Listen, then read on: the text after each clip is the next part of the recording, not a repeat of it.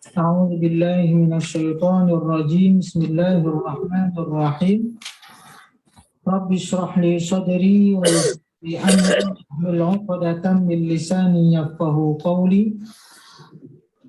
Alhamdulillah, ibu yang dirahmati dan diberkahi oleh Allah Subhanahu wa taala. Kita lanjutkan lagi ke tadabbur kita, yaitu memasuki surah yang ke-105. Tapi sebelum itu kita ulang sedikit bahwa ayat sebelumnya Allah perintahkan kita bagaimana agar kita benar-benar menjadi orang yang bertakwa, memiliki sifat takwa dan sebenar-benar takwa, bukan sekedar takwa saja, tapi bagaimana ketakwaan kita menjadi sebenar-benar takwa. Kemudian ayat sebelumnya juga berpesan dengan mati kita kecuali dalam keadaan Islam. Kemudian wa'tasimu, ayat 103-nya wa'tasimu bihablillahi jami'an wa la tafarraqu. Dan bagaimana kita terus berpegang teguh kepada tali agama Allah Subhanahu wa taala. Tali agama Allah Subhanahu wa taala ini dijelaskan bahwa sebagian ulama mengatakan adalah agama Allah. Sebagian ulama yang lain adalah Al-Qur'an. Jadi Al-Qur'an ini ibarat tali yang menyelamatkan manusia kepada ke jalan kebenaran. Saya umpamakan sebelumnya, seandainya ada orang yang kerja di bangunan yang tinggi sekali, mungkin kalau di Malaysia sana kita akan lihat banyak terkadang pekerja-pekerja. Nah, kalau sudah bangunannya itu melebihi dari di atas 1 tingkat atau 2 tingkat, biasanya pekerja itu kalau kerja di lantai atas selalu diikat pinggangnya atau apanya lah badannya diikat. Kalau seandainya dia tiba-tiba terpleset, maka ada tali yang menyelamatkannya sehingga dia tergantung tidak jatuh langsung ke bawah. Dan itu otomatis diusahakan talinya yang kuat sekali agar benar-benar orang itu terselamatkan. Maka di sini menggunakan bahasanya tali. Wa'tasimu bihablillahi jami'an wa la tafarraqu. Dan berpegang teguhlah kamu semuanya pada tali agama Allah. Maka para ulama saya katakan ada yang mengatakan agama, ada yang mengatakan Al-Quran kalau kita lihat dalam kitab tafsir. Maka kalau tali yang dibuat manusia untuk menyelamatkan, maka dia berusaha dengan tali yang sebaik mungkin, maka otomatis kalau tali yang bersumber dari Allah Subhanahu wa taala akan jauh lebih kuat dan tidak akan pernah putus. Tinggal kitanya lagi. Kalau seandainya dalam kehidupan ini pegangannya kita kuat, talinya lemah, maka otomatis kita juga tidak akan selamat. Atau talinya kuat, kitanya yang kurang berpegang teguh kuat, berpegangnya terlalu ringan, maka juga orang ini akan jatuh. Maka dalam ayat ini Allah menjelaskan otomatis talinya pasti sudah kuat karena langsung bersumber dari Allah, yaitu Al-Quran dan Sunnah. Siapapun yang berpegang teguh kepada Al-Quran, otomatis kitanya tinggal lagi. Bagaimana cara memegang tali tersebut? Dengan kuatkah, memahaminya kah, mengamalkannya dalam kehidupan atau tidak? Kalau seandainya kita memahami dan mengamalkan dalam kehidupan, maka otomatis kita akan selamat di dunia dan akhirat. Karena sebelumnya pengertian dari takwa itu ada terambil dari kata waqayati, yaitu menghindar dari azab dunia dan akhirat. Kita bisa menghindar dari azab dunia dan akhirat. Nah, salah satu contohnya bagaimana azab dunia, yaitu azab dunia biasanya balasannya itu bisa langsung. Yaitu azab yang terkadang balasannya langsung itu tidak sesuai dengan syariat yang sudah ditentukan Allah. Hanya sekedar informasi. Contoh kalau seandainya orang makan nasi yang sudah busuk atau sudah basi, maka otomatis itu azabnya langsung Allah buat sakit perut. Tapi kalau azab akhirat biasanya Allah tunda. Contoh ke orang-orang yang tidak mengerjakan sholat, tidak mungkin langsung tidak langsung Allah azab di dunia. Kalau seandainya langsung Allah azab begitu orang yang meninggalkan sholat, tidak baca Quran, tidak berpuasa, maka otomatis orang akan menjadi orang beriman semuanya. Tapi azab yang biasanya berkaitan dengan syariat Allah, Allah tunda di akhirat kelak. Tapi terkadang Allah berikan sedikit balasan di dunia bagaimana kehidupan yang mungkin merasa kesulitan, tapi tidak langsung nampak bagaimana azab tersebut. Maka otomatis wa'tasimu bihablillahi jami'an wa la tafarraqu. Yaitu orang yang berpegang teguh kepada tali agama Allah, tinggal kitanya berpegang kuat atau tidak kepada Al-Quran, maka otomatis kita akan selamat.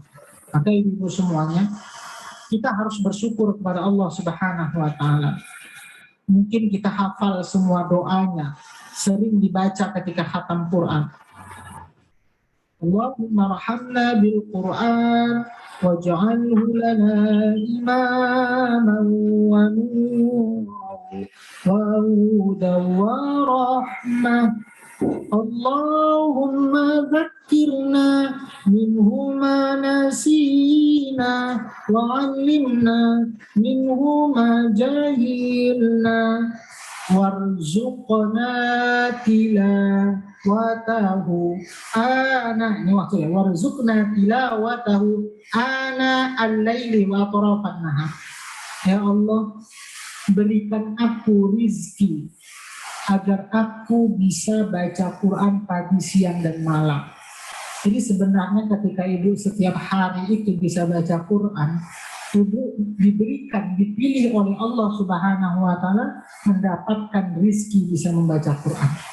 Dan rizki bisa membaca Quran itu jauh lebih mahal dibandingkan rizki materi yang kita dapatkan.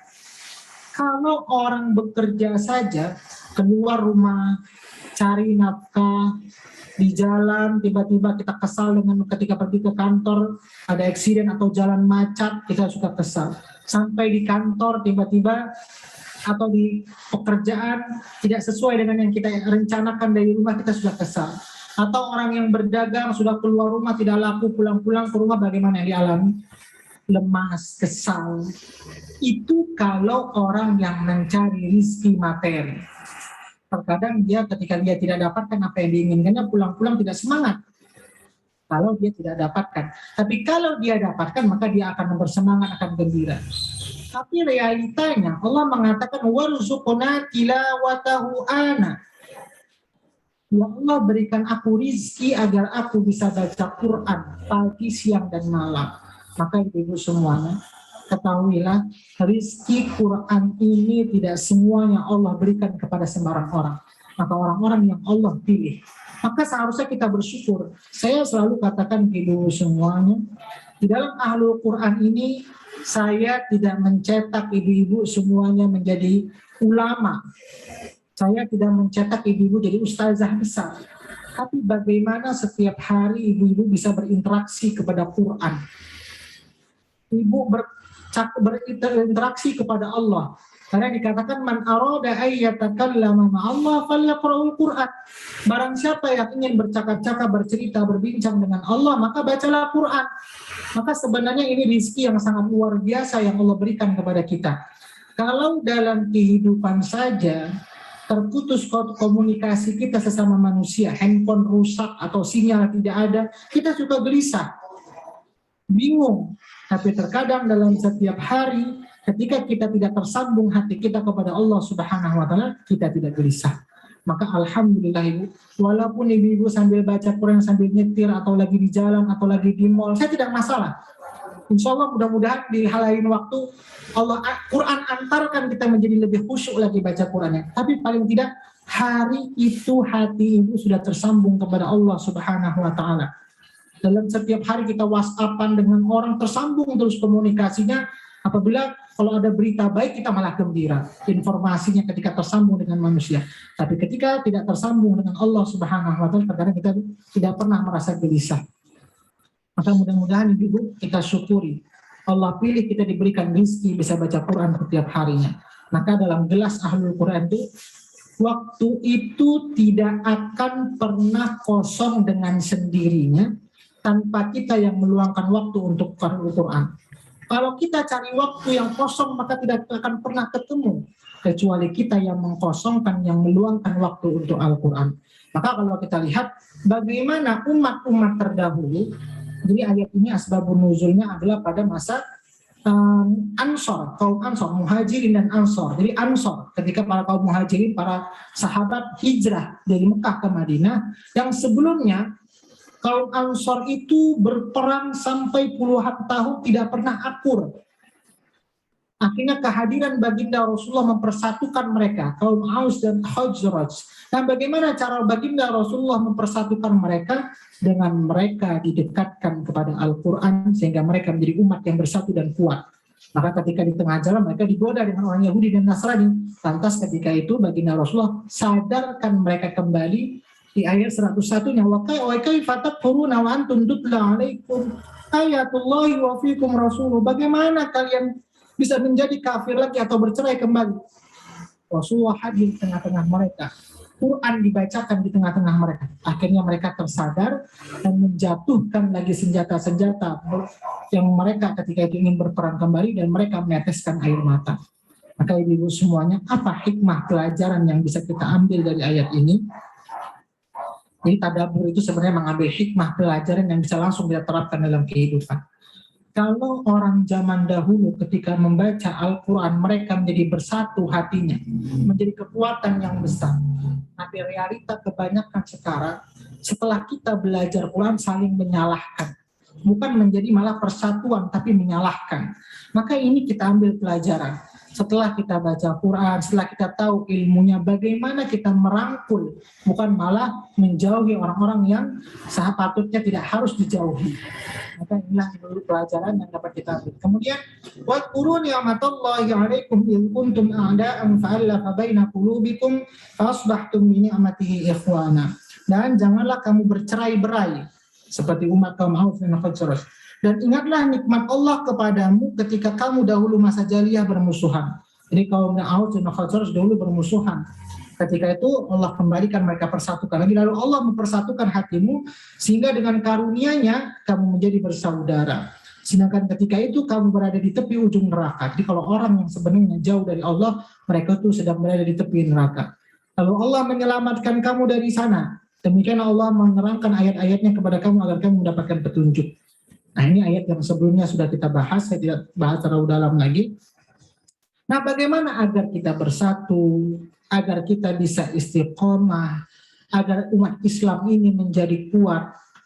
Apa yang harus kita perlukan? Yaitu jawabannya di ayat 104. Wal takum minkum ummatu yad'una ilal khair wa ya'muruna bil ma'ruf wa yanhauna 'anil munkar wa ulaika humul muflihun. Wal takum, ayat 104. Dan hendaklah kamu di antara kamu, wal takum minkum, di antara kamu. Nah, para ulama menerjemahkan maksud dari minkum ada dua. Jadi minkum yang pertama, wal takum minkum ummatu yad'una. Dan hendaklah di antara kamu ada segolongan orang, berarti segolongan itu sekelompok. Dari sebagian kelompok, ada kelompok yang lain khusus yang tugasnya untuk memberikan nasihat. Nah, siapakah orang yang berhak mengajarkan atau orang yang memberikan nasihat? Ini pendapat para ulama menjelaskan kata minkum terbagi kepada dua. Apakah kita boleh mengajarkan kepada orang lain atau khusus ulama saja yang wajib memberikan nasihat kepada orang-orang yang bercerai-berai atau orang ulama yang boleh mengajar? Para ulama berbeda pendapat. Mana minkum yang pertama? Jadi sebagian dari golongan ada khusus golongan yang memberikan nasihat atau mengajar. Siapa itu? Yaitu para ulama. Berarti kalau seandainya kata kalimat minkum ini diterjemahkan kepada para ulama, maka orang-orang seperti mungkin kita sedang belajar, kita tidak layak untuk memberikan nasihat.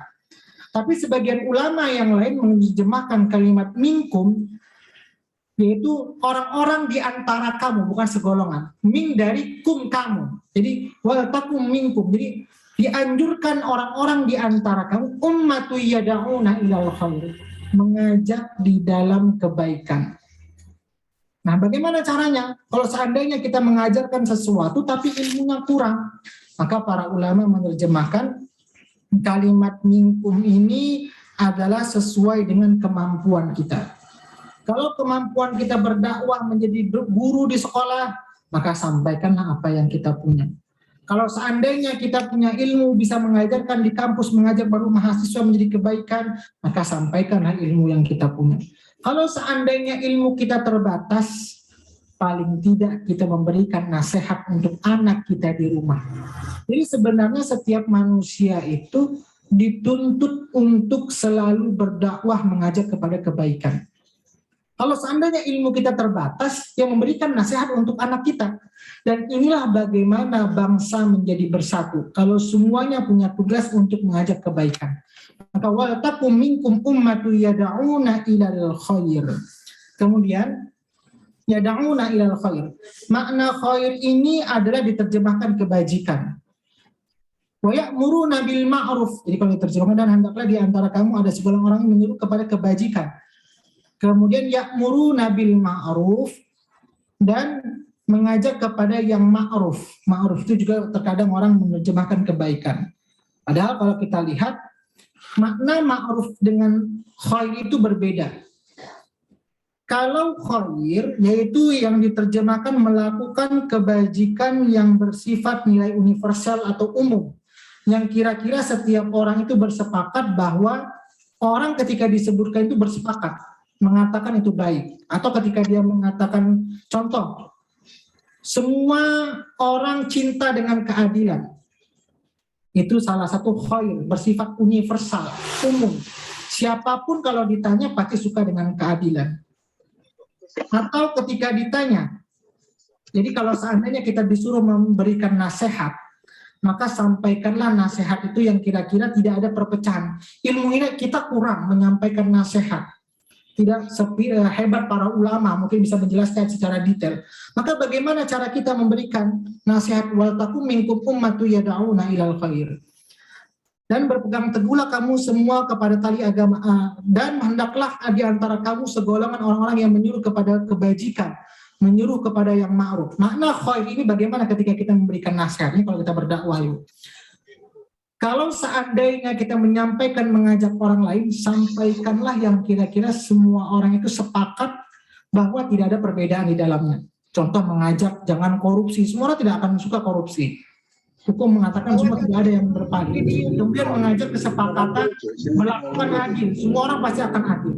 Tapi kalau seandainya kita menyampaikan ikhtilaf, oh ini para ulama berpendapat sholat angka takbirnya seperti ini, ada sebagai ulama yang seperti ini mengatakan. Nah kalau seandainya keterbatasan ilmu kita menyampaikan ilmu tentang itu, biarlah para ulama khusus memahami tentang maksud dari kata tersebut.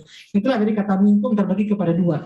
Ada makna minkum itu adalah orang yang betul-benar memahami ilmu dalam hal berdakwah, yaitu para ulama. Atau minkum juga bisa diartikan di antara kamu, yaitu di antara kamu itu siapa? Yaitu kita menyampaikan dakwah sesuai dengan kapasitas keilmuan kita.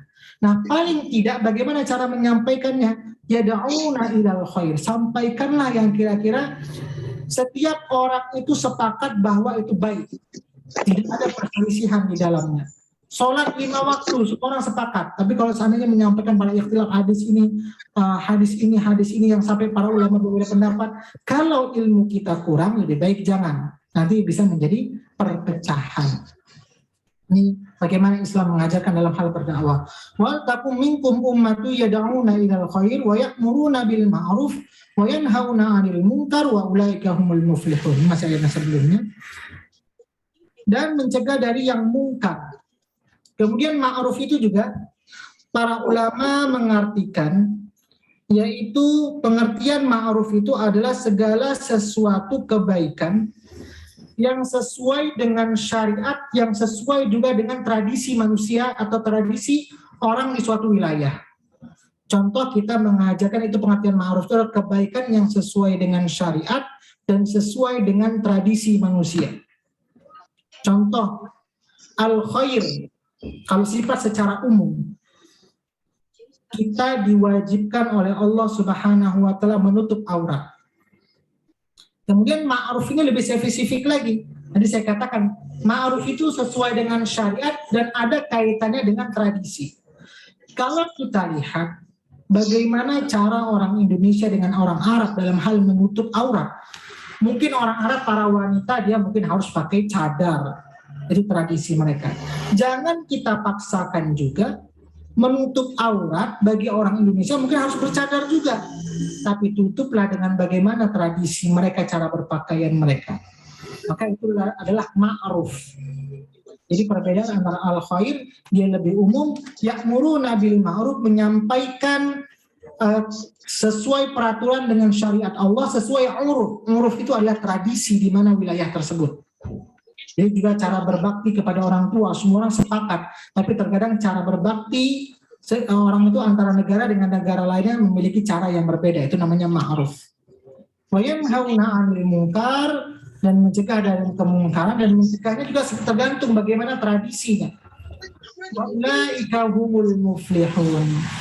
Dan bagi orang yang bisa menyampaikan itu, maka mereka akan tergolong orang-orang yang beruntung atau orang-orang yang berhasil. Saya katakan, muflihun itu terambil dari kata Allah. Coba cek di tas saya. Itu adalah petani. Nah, bagaimana seorang petani itu dalam hal bercocok tanam? Yang pertama, seorang petani itu pasti dia berpikir apa yang ia tanam, maka dia berharap akan mendapatkan hasil yang maksimal. Tapi tidak itu saja yang harus kita perhatikan. Bagaimana cuacanya, bagaimana perairannya, bagaimana kondisinya, bagaimana bibitnya. Nah, begitu juga dalam hal berdakwah. Maka di sini kata wa ulaikal muflihun. Kalau kita ambil dari kata dasarnya, muflihun itu terambil dari kata fallah, adalah petani. Kalau ingin dakwah kita berhasil, jangan di sembarang tempat langsung ceramah saja, langsung tegas saja, langsung keras saja. Tapi lihatlah sebagaimana seorang petani dalam hal menanam. Lihat cuacanya, ini orang nampaknya sedang emosi, lagi marah-marah. Tidak langsung kita berceramah, langsung keras juga. Tidak nyambung. Kita harus tahu kondisi yang tepat itu, bahasa yang tepat, kondisi yang tepat, kata-kata yang sesuai yang kita ucapkan. Maka kalau kita bisa menyesuaikannya, maka otomatis dakwah kita akan berhasil. Maka inilah bagaimana umat itu tidak jadi berpecah belah. Terkadang umat itu kenapa tidak mau menerima kebaikan? Karena kenapa dia tidak menjadi berpecah belah? Mungkin cara menyampaikannya, cara bahasanya tidak sesuai, sehingga mereka berat untuk menerima kebaikan tersebut, sehingga mereka tetap berada dalam keadaan perpecahan belah, tidak akur dengan satu yang lainnya.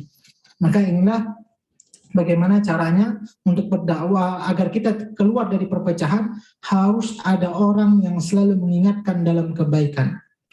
Kemudian di ayat ke-105, wala takunu kalladzina tafarraqu wakhtalafu min ba'di ma ja'ahumul bayyinat wa ulaika lahum 'adzabun 'adzim. Dan janganlah kamu menjadi seperti orang-orang yang bercerai-berai. Ini maksudnya kaum Aus dan Khazraj yang sebelumnya, mereka itu bercerai-berai setelah sampai kepada mereka keterangan yang jelas. Sudah sampai ayat Quran, mereka masih bercerai-berai. Tapi setelah itu mereka diingatkan lagi oleh baginda Rasulullah. Dan mereka itulah orang-orang yang mendapatkan azab yang berat. Jadi orang-orang yang seperti ini akan mendapatkan siksaan di dunia dan akhirat. Contoh, kalau orang yang bercerai-berai, bangsanya tidak makmur berpecah belah, kita lihat bagaimana manusianya pasti akan merasakan kesusahan di dunia dan kesusahan di akhirat. Kita lihat bangsa yang berperang. Terkadang masyarakatnya itu mendapatkan susah pangan, susah hidup, susah tempat tinggal, sehingga mereka terlantar. Itu salah satu hukuman. Kemudian apa lagi yang terjadi di antara, apalagi apa orang Islam sesama orang Islam berperang, mereka juga akan mendapatkan azab di akhirat. Di dunia saja mereka sudah merasakan kesusahan, apalagi nanti di akhirat. Maka jangan sampai kita dipecah belah oleh orang-orang Yahudi dan Nasrani. Kenapa? Karena Allah akan berikan balasan kepada kita. Pertama, mungkin balasan di dunia kita akan merasakan kesusahan, karena mungkin rumah-rumah hancur, tempat tinggal hancur, pangan susah, untuk makan susah, tempat tinggal susah, kesehatan susah. Kenapa? Karena terjadi perperangan. Jadi jangan sampai terjadi seperti umat-umat yang dahulu. Nah, kemudian Allah gambarkan bahwa orang yang dalam keadaan persatuan dengan orang yang perpecahan, Allah umpamakan seperti wajah. Yauma tabayyaddu wujuhu wa taswaddu wujuh, fa ammal ladzina swaddat wujuhuhum akafartum ba'da imanikum fadzuqul 'adzaba bima kuntum takfurun. Pada hari itu ada wajah yang putih berseri dan ada pula wajah yang hitam muram. Para ulama memahami ayat ini ada dua keadaan. Yang pertama, kalau kita kaitkan dengan azab di dunia, contoh sederhana saja. Kalau manusia itu bersatu, manusia itu damai, manusia itu bersahabat. Contoh Bu Tita bertemu dengan Bu Riri atau Bu Sri sudah lama nggak ketemu. Ini berdamai, bersahabat, saling menjaga ukhuwah. Biasa kalau bertemu tuh wajahnya berseri-seri senyum. Itu kalau terjadi persatuan. Tapi biasanya kalau dongkol, apa yang terjadi? Nggak ketemu saja wajah kita. Kalau saya kalau ketemu orang itu saja bawaannya mau marah saja. itu wajah kita jadi muram.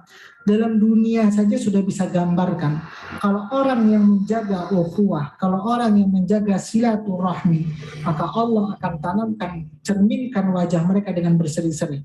Tapi sebaliknya bagi orang yang suka kepada perpecahan, pertempuran, perkelahian, apa yang terjadi? Wajah mereka itu selalu muram. Kenapa? Karena dalam pikiran dan hati mereka tidak tenang. Ini kalau contoh kita kaitkan dengan kehidupan dunia. Tapi para ulama mengatakan orang-orang yang di dalam hidupnya menjaga kedamaian, taat kepada perintah Allah dengan takwa, maka orang yang damai mudah melaksanakan ibadah, mereka tenang menjalankan perintah Allah, maka di akhirat mereka ketika ingin menuju surganya Allah Subhanahu wa taala, wajah mereka berseri-seri. Lain sebaliknya, orang yang suka kepada pertempuran, perpecahan, satu dengan lainnya tidak akur, maka balasan dari Allah azab yang diberikan kepada mereka, wajah mereka muram. Kenapa? Karena mereka sudah terbayang hal-hal keburukan yang selama ini mereka lakukan ketika di dunia. Itu maksudnya. Kemudian fa'amal ladzina swaddat wujuhum akafartum ba'da imanikum fadzuqul adzaba bima kuntum takfurun. Adapun orang-orang yang wajahnya hitam muram, kepada mereka dikatakan, mengapa kamu kafir sesudah beriman? Kata-kata kafir ini adalah kalau diterjemahkan, yaitu orang-orang yang ingkar terhadap isi di dalam kandungan Al-Quran. Itu sebenarnya secara garis besar.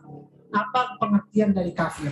Contoh, di dalam Al-Quran dijelaskan kita disuruh menyembah Allah. Maka orang yang tidak menyembah Allah, dia kafir secara keimanan. Ini, jadi kalau secara garis besar apa pengertian kafir? Orang-orang yang ingkar terhadap isi kandungan Al-Quran. Karena isi kandungan Al-Quran besar, banyak, luas. Salah satunya ketika dia tidak patuh kepada Allah, maka dia masuk kafir dalam hal keimanan. Quran menyuruh kita menjadi umat yang bersatu, jangan bercerai-berai. Tapi ketika dia bercerai-berai berarti apa? Dia tidak patuh juga terhadap isi kandungan Quran, maka ayat ini juga didekatkan dengan kalimat kafir. Kemudian kalimat syukur, la in syakartum la azidannakum wa la in kafartum. Quran menyuruh kita agar kita menjadi hamba yang bersyukur. Ketika seorang hamba itu tidak bersyukur, maka dia mengingkari isi kandungan Al-Quran, maka dia juga bisa dikatakan kufur nikmat, kafir terhadap nikmat. Jadi makna kafir itu luas. Bahkan kalimat Quran juga, dalam Al-Quran kita disuruh mempelajari Quran, memahami Quran, mengamalkan Quran. Tapi sebaliknya bagi orang yang tidak mau memahami, mempelajari, mengamalkan Quran juga menggunakan bahasanya kafir. Innal ladzina kafaru bi ayatina saufa nuslihim nar. Kafaru, bahasanya kafir juga. Jadi makna kafir itu tolak ukurnya adalah Quran. Segala sesuatu yang menolak atas ajaran syariat yang di dalam Al-Quran, maka mereka bisa dikatakan kafir. Maka inilah ayat ini mengatakan, yauma tabyaddu wujuhu wa taswaddu wujuh, fa ammal ladzina swaddat wujuhuhum akafartum ba'da imanikum fadzuqul adzaba bima kuntum takfurun. Pada hari itu ada wajah yang putih berseri-seri dan ada pula wajah yang muram. Adapun orang-orang yang wajahnya hitam muram, kepada mereka dikatakan, maka kamu kafir setelah beriman, karena itu rasakan azab yang disediakan atas kekafiran. Oke, ibu semuanya, dengan kita menjadi umat yang bersatu, sebenarnya kita sedang mengamalkan isi kandungan Al-Quran. Kemudian di ayat 107, wa ammal ladzina bayaddat wujuhuhum fa fi rahmatillah hum fiha khalidun. Dan adapun orang yang wajahnya putih berseri, berarti menggambarkan wajah yang putih berseri, mereka itu berada di dalam rahmat Allah atau surga. Tadi pengertian dihindarkan dari azab atau rahmat itu bisa kita dapatkan di dunia maupun surga.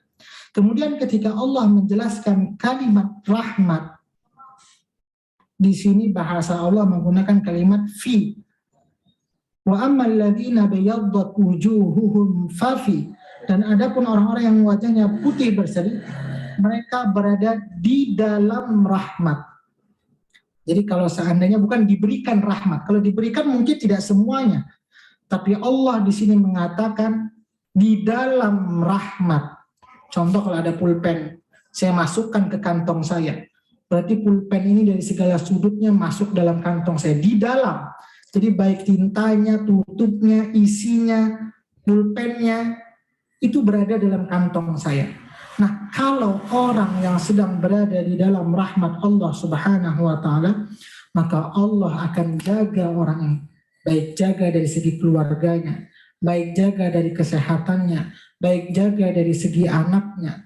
Semuanya Allah akan pelihara orang ini. Dan kalau Allah sudah jaga dalam kehidupannya, apa yang Allah tampakkan dari diri mereka, wajah mereka berseri-seri. Tapi sebagian orang lain mungkin diberikan rahmat, tapi tidak semuanya. Diberikan nikmat rezeki, tapi kesehatannya tidak. Diberikan nikmat kesehatan, tapi mungkin rezekinya tidak. Atau anaknya kurang taat. Maka ini yang harus kita jaga. Maka kita mohon kepada Allah, bagaimana kita agar bisa dimasukkan di dalam rahmatnya Allah. Kalau Allah sudah berikan seluruh rahmatnya kepada kita, maka di dalam kehidupan kita akan mendapatkan kebaikan-kebaikan. Dan salah satu indikasinya orang yang hidup di dalam rahmat Allah Subhanahu wa taala, wajah mereka berseri-seri. Ada ketenangan, ada kedamaian yang kita lihat di dalam wajah mereka. Nah, bagaimana lagi itu penjelasan kalau di dunia? Salah satunya lagi orang yang sudah mendapatkan rahmat Allah, Allah juga akan masukkan mereka ke dalam surganya dan mereka juga akan kekal di dalamnya. Ini salah satu keutamaan. Dan indikasinya caranya jangan jadi perpecah belah. Kalau sudah berpecah belah, semuanya tidak bisa kita kerjakan. Bagaimana dahulu seharusnya Indonesia itu menjadi kuat karena persatuan. Indonesia itu merdeka karena persatuan. Tapi kalau seandainya sudah terjadi perpecahan, maka semuanya nanti sulit kita untuk melaksanakan kebaikan yang lainnya. Maka daripada itu semuanya, bagaimana agar kita menjadi bersatu, bagaimana kita bisa mendapatkan saling menasihati dalam kebaikan, bagaimana kita ingin menjadikan wajah kita berseri, mendapatkan rahmat kehidupan di dunia. Maka di ayat 108-nya, tilka ayatullahi natluha alaika bilhaq. Itulah ayat-ayat Allah yang kami bacakan kepada kamu dengan benar.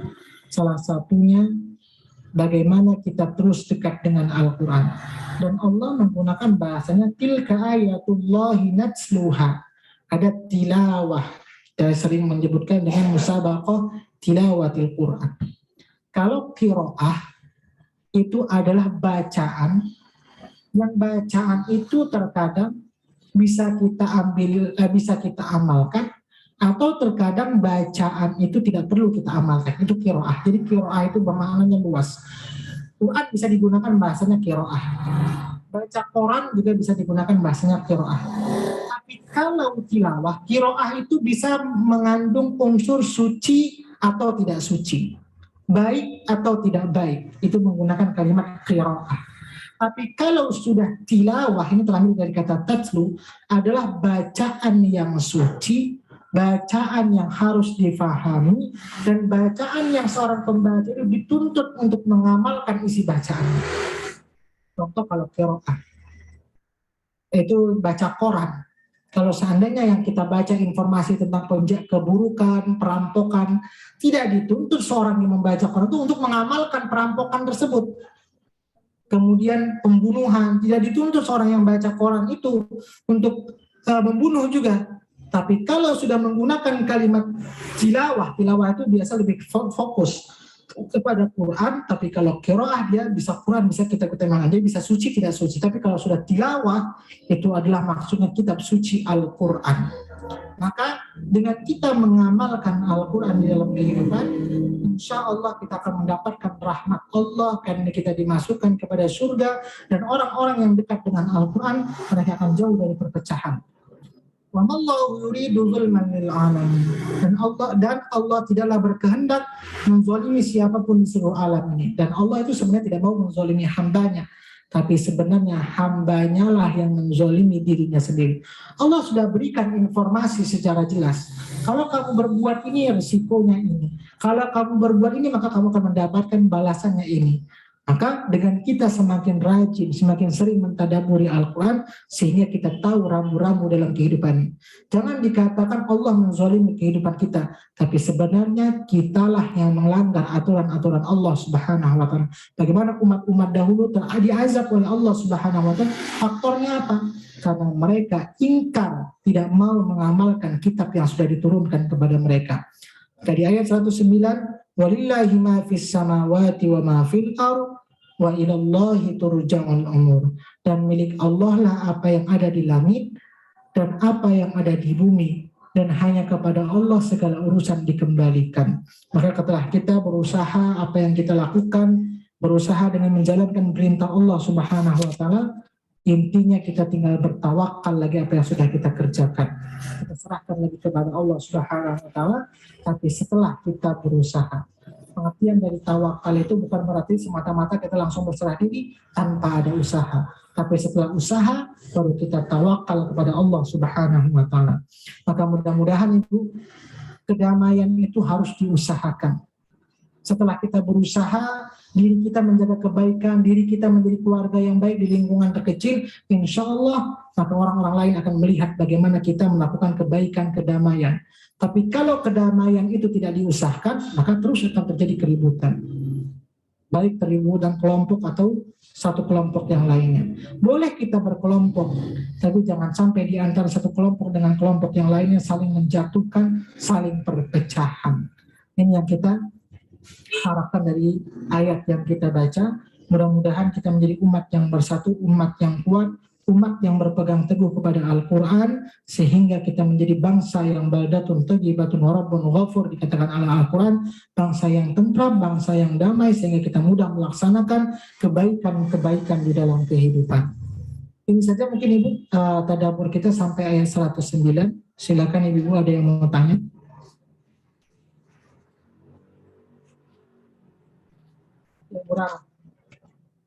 Pak Ustadz, maaf saya tanya lagi. Bapak Ibu? Pak Ustadz, ini masalah dengan tawakal. Tawakal itu berserah diri kepada Allah, tadi Pak Ustadz jelaskan. Nah, dan berserah diri kepada Allah itu harus diiringi dengan usaha. Nah, yang pertama pertanyaan saya tentang kita belajar agama, ya, itu agama Islam.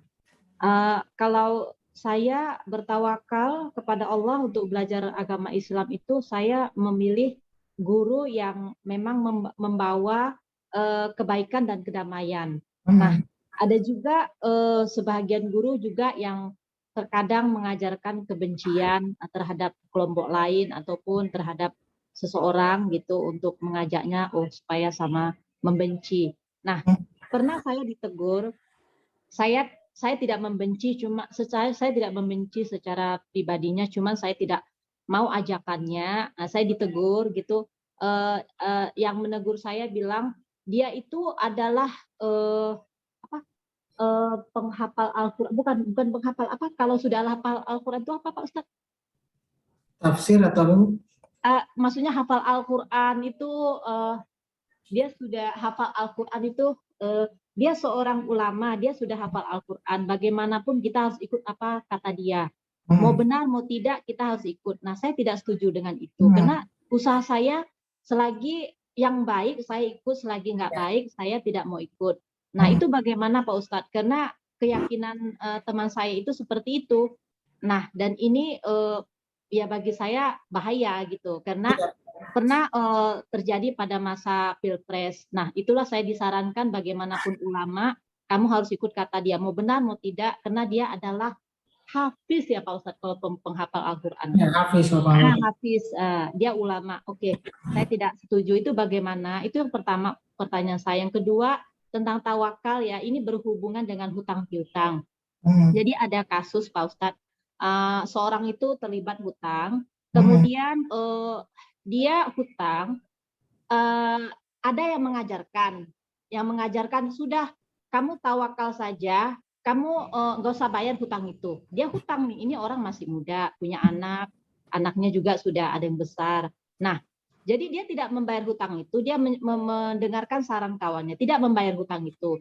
Jadi beberapa sampai setahun lebih, adalah setahun atau 2 tahun, kemudian ditagih ditagih tiba-tiba kebingungan. Nah, kebingungan, kemudian dia cari solusi, minta tolong seseorang, kemudian dia cakap, dia pun cakapnya juga berserah diri kepada Allah, saya minjam uang sama kamu, tolong saya minta supaya rumah ini anggap saja menjadi rumahmu.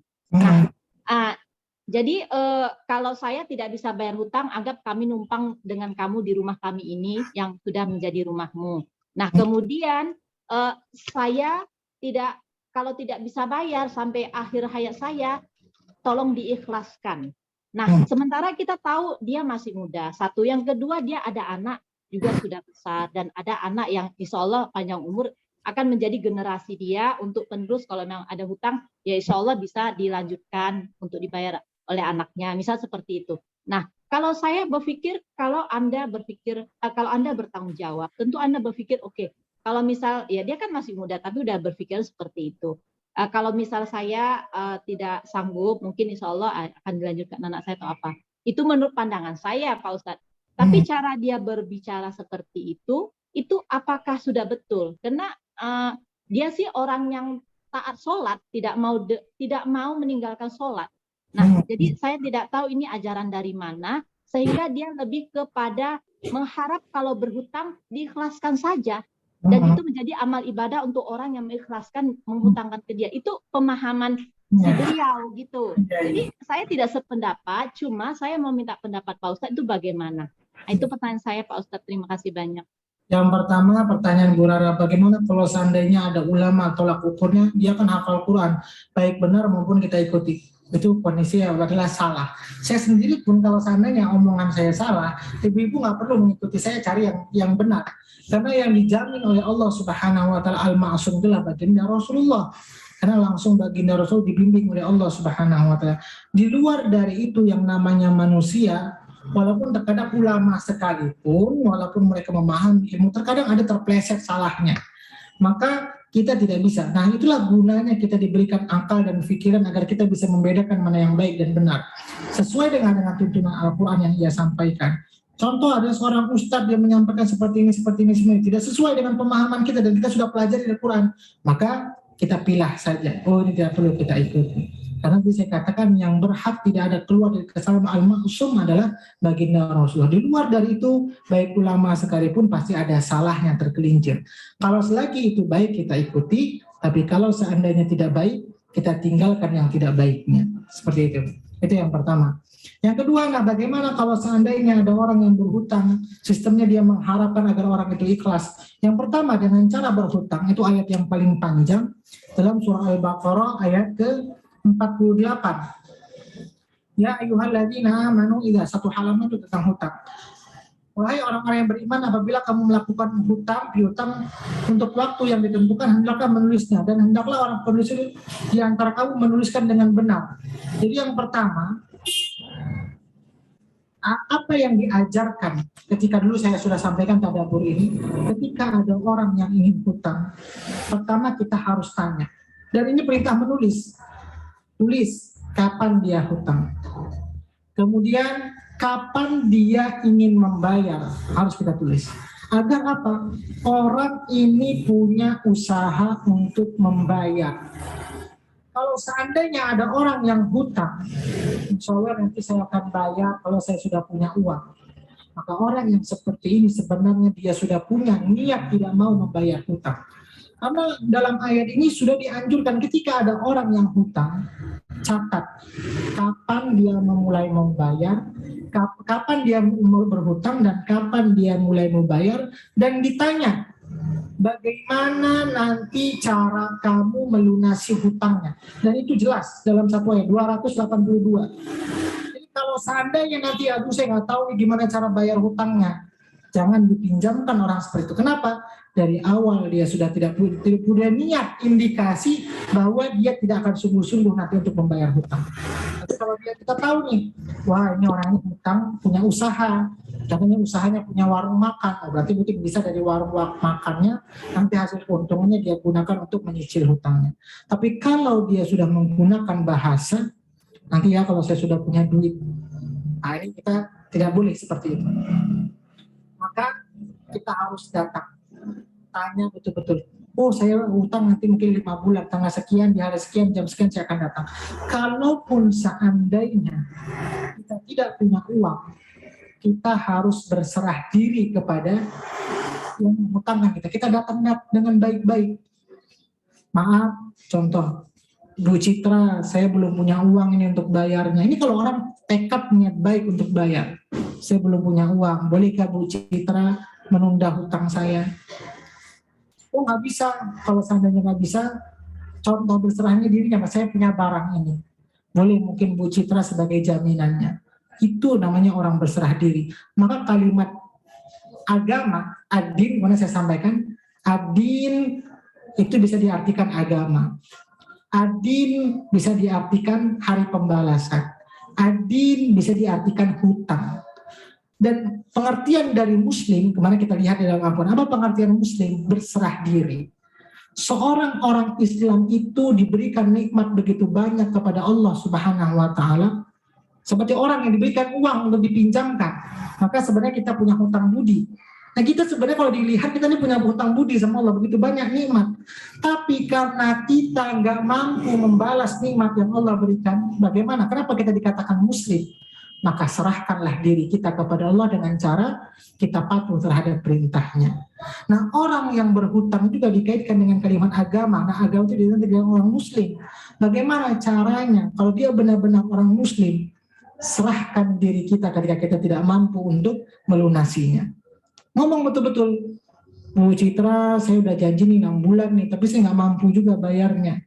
Kalau orang itu tekad baik, pasti dia akan datang. Bukan berarti diam. Kalau bahasa orang sekarang kan, yang hutang itu lebih galak daripada yang menghutang. Itu salah, berarti orang itu nggak berserah diri. Yang benarnya itu adalah sikap bagi seorang muslim ketika dia memiliki hutang. Ketika dia tidak mampu bayar, datanglah dengan baik. Itu sebagai wujud serah diri kita, menyampaikan informasi kalau kita belum punya.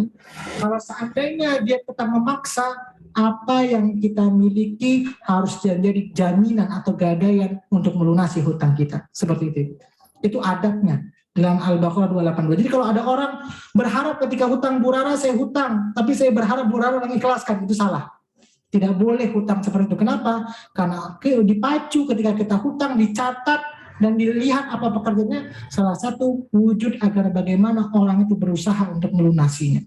Tapi kalau sudah bahasnya tawakal, berarti orang itu dari awal sudah punya indikasi tidak mau membayar hutang tersebut. Dan orang seperti itu tidak perlu pinjamnya. Seperti itu. Ya, terima kasih banyak Pak Ustadz. Ya, Bu Elsa. Assalamualaikum Pak Ustadz. Menanggapi itu ayat tadabbur yang tadi, yang fenomena perpecahan, itu juga kalau saya perhatikan di sosial media Pak Ustadz ya, bahkan ada yang orang barat jadi mu'alaf nih, tidak ada background agama, tapi dia insaf, ataupun ada yang selebritis jadi insaf, jadi pemain band jadi insaf, tapi kadang-kadang mereka tuh sangat ekstrim dengan keinsafannya itu.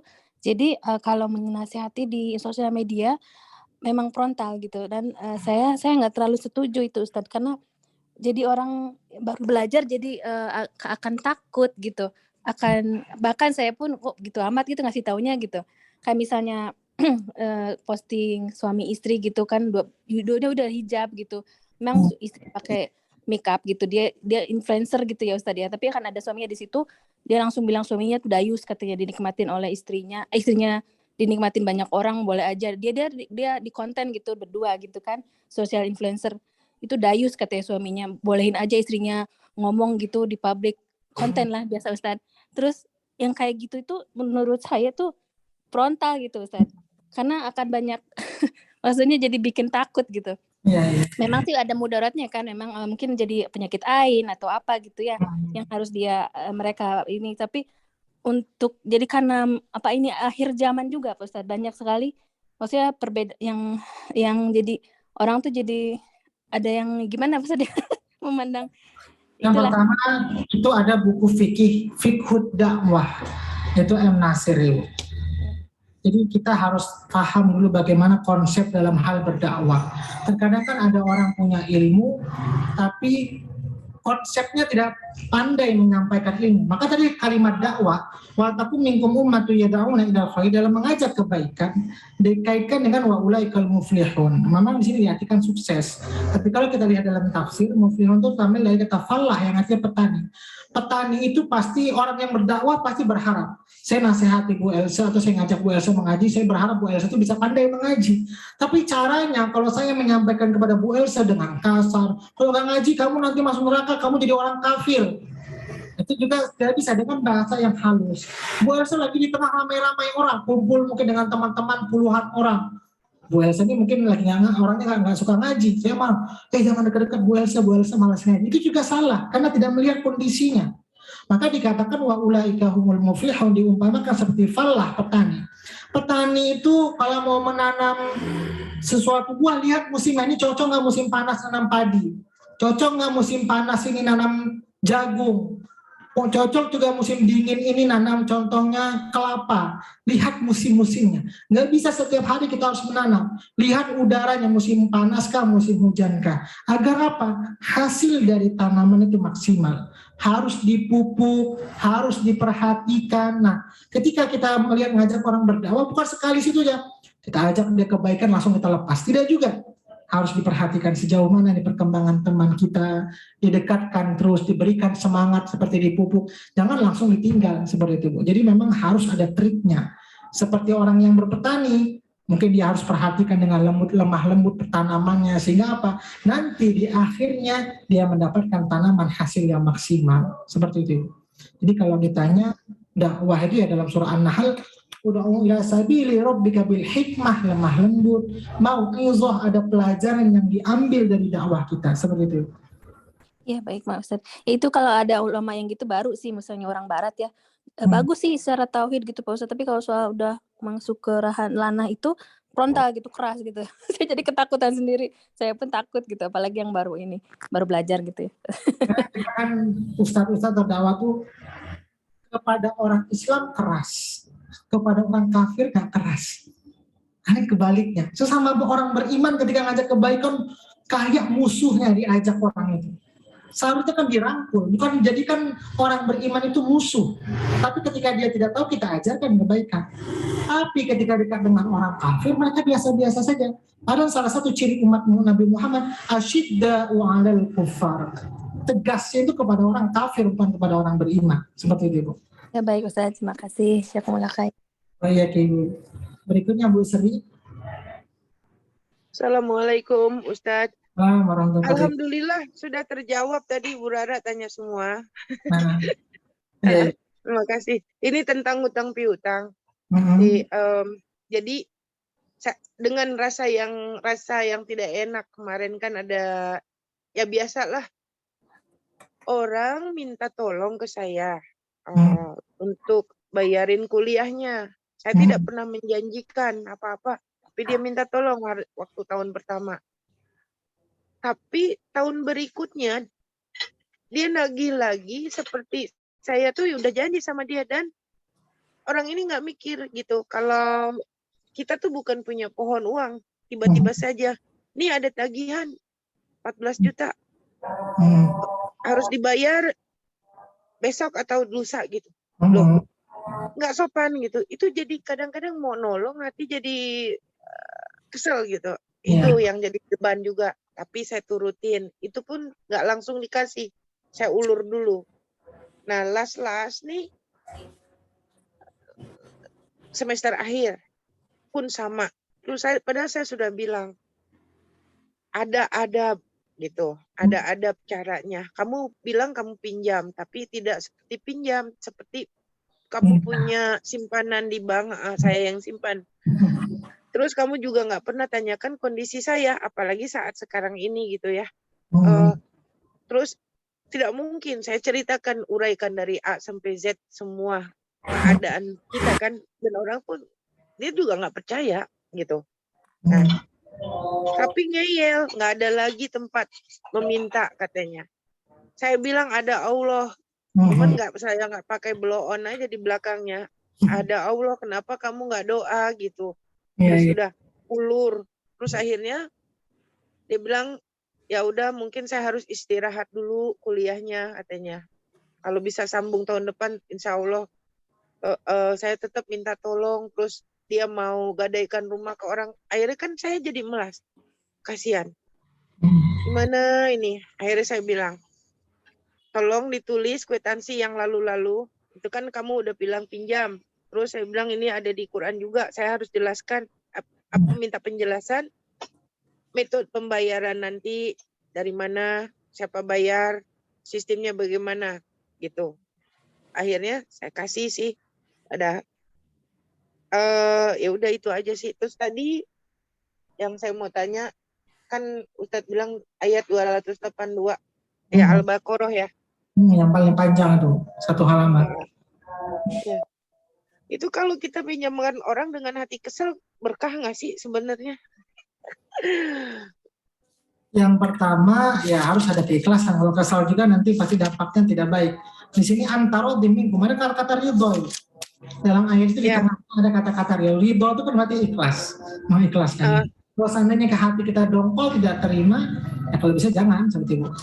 Karena tidak ada tapi satu sisi kasihan gitu, kasihan ya dia begitu pengennya selesaikan kuliah gitu ya sampai mau cita-cita mau jadi suster gitu, terus nggak tega juga, terus ngelihat kondisinya nggak tega juga. Cuman caranya ini yang bikin saya kesel, pengen kalau keluarga sendiri mah udah saya cubit bener. betul maksudnya belajar gitu, tapi nggak, ya udahlah. Intinya ayat ini sebenarnya mengajarkan kita agar kita selalu berusaha dan jangan meminta-minta. Karena kalaupun seandainya kita hutang, dari awal kita hutang itu diindikasikan kita tetap menjadi orang yang berusaha, bukan berarti kita memangkukan tangan. Karena Bu Sri, saya mau utang nih Bu Sri, maka Bu Sri tanya, Julkirman, kamu harus bayarnya tanggal berapa? Saya pikir-pikir, nampaknya dengan hutang 5 juta rupiah atau 1 juta rupiah, saya mampu nyicilnya 3 bulan. 3 bulan bagaimana Bu Sri? Oke, Bu Sri tanya lagi, Julkirman, dengan 1 juta itu kamu kerjanya apa nanti nih? Oh, Bu Sri, saya punya rumah makan. Oh, nampaknya Julkirman akan mampu bayar. Tapi kalau saya, Bu Sri, saya nggak punya kerjaan, nggak tahu nanti bayarnya. Nah, seperti ini, kalau bisa jangan kasih pinjam, seperti itu. Kemudian, saya nggak tahu mau bayarnya kapan, karena saya sekarang ini belum tahu, nggak ada uang gimana, nggak terpikir saya akan bayar dari mana. Nah seperti itu akan terjadi nanti permusuhan antara saya dengan Bu Sri jadi ujung-ujungnya. Maka Quran nggak mau, lebih baik orang itu jangan terjadi perpecahan atau pertengkaran. Dan itu jauh lebih buruk dibandingkan perkara hutang. Ketika orang itu sudah tidak akur dengan satu yang lainnya. Karena ujung-ujungnya ketika dalam proses hutang itu tidak sesuai dengan proses syariat, apa akhirnya? Orang itu jadi bertengkar, pasti ujung-ujungnya seperti itu. Kenapa? Karena tidak mengikuti syariat yang maunya Quran, seperti itu. Iya betul. Kalau urusan, ya kalau hubungan baik jangan diganggu dengan urusan uang. Iya. Ujung-ujungnya rusak, ya betul. Jadinya rusak seperti itu. Iya. Iya, terima kasih Ustadz. Mas Bu. Pelajarannya ya. Oke, ada lagi Bu, kalau tidak ada mungkin di Medan sudah azan asar ini. Kalau tidak ada, sudah, kalau kita cukupkan. Insya Allah nanti kita lanjutkan lagi hari Kamis dan Jumat. Jumat kita ngaji seperti biasa, karena hari Jumat sudah kita pindahkan di hari ini. Ini saja mungkin Ibu yang dapat saya sampaikan, lebih kurang mohon maaf. Kita tutup dengan doa. A'udzu billahi minasyaitonir rajim. Bismillahirrahmanirrahim. Alhamdulillahi rabbil alamin. Hamdan yuwafi ni'amahu wa yukafi'u mazidah. Ya Rabbana lakal hamdu kama yanbaghi li jalali wajhikal karim wa 'azimi sultanik. Allahumma salli wa sallim ala sayyidina Muhammad. Allahumma rahamna bil Qur'an. Allahumma ja'alna min ahli al-Qur'an. Allahumma nawwir qulubana bil Qur'an wa zayyin akhlaqana bil Qur'an wa adkhilna al jannata bil Qur'an ونجنا من النار بالقرآن ربنا آتنا في الدنيا حسنة وفي الآخرة حسنة وقنا عذاب النار وصلى الله على سيدنا محمد وعلى آله وصحبه وسلم سبحان ربك رب العزة عما يصفون وسلام على المرسلين والحمد لله رب العالمين. Alhamdulillah semuanya. Ini saja yang dapat saya sampaikan, lebih kurang mohon maaf. Assalamualaikum warahmatullahi wabarakatuh. Waalaikumsalam warahmatullahi wabarakatuh.